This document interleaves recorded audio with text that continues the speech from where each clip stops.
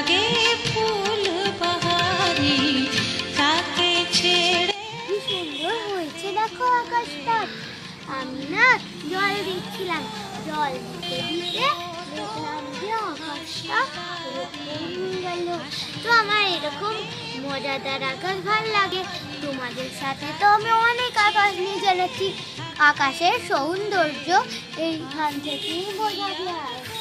তাকে ছেড়ে